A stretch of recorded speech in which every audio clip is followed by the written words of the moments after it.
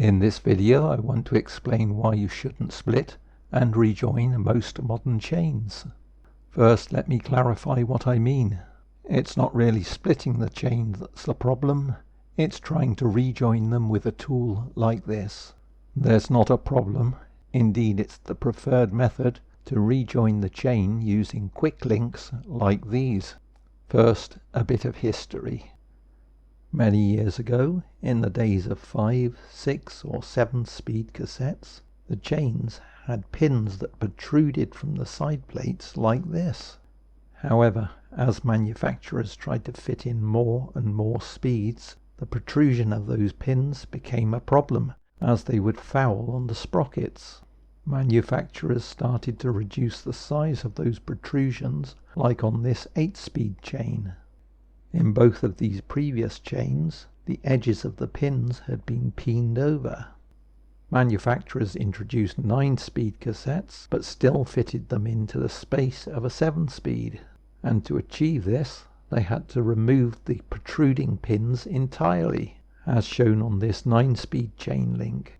Because the 9-speed chains had flush pins, a mechanism to stop the plate pulling off the pin was needed.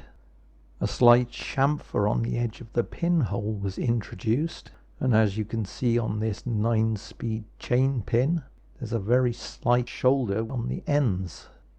As 10, 11 and 12 speeds have been introduced, the side plates have got thinner and thinner, and it's been necessary to introduce a larger shoulder on the edges of the pins.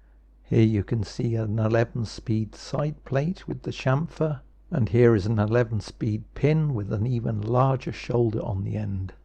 Back in what I call the good old days of 8-speed chains, we used to regularly disassemble them using a chain pin extractor tool, and we used to rejoin them using the same tool. However, if we do this with a modern 10, 11 or even 12-speed chain, when we press the pin out, that shoulder will shear off as shown in this picture. If you try to reinstall that same pin, it won't be properly supported at the ends, and therefore there's a good chance that the plate may pull off of that pin when it's under load. And that's why you shouldn't try to rejoin a modern chain by pushing the pin back in. Of course, there are some exceptions. Campagnolo, for instance, have their ultra links, where a new pin should be used every time the chain is rejoined. In addition, in an emergency, say by the side of the road, you could reinstall a pin. However, don't ride it under full load and replace it when you get home.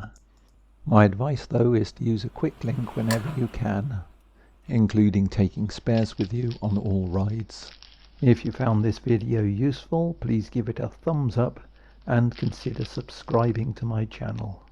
From me, for now, it's goodbye.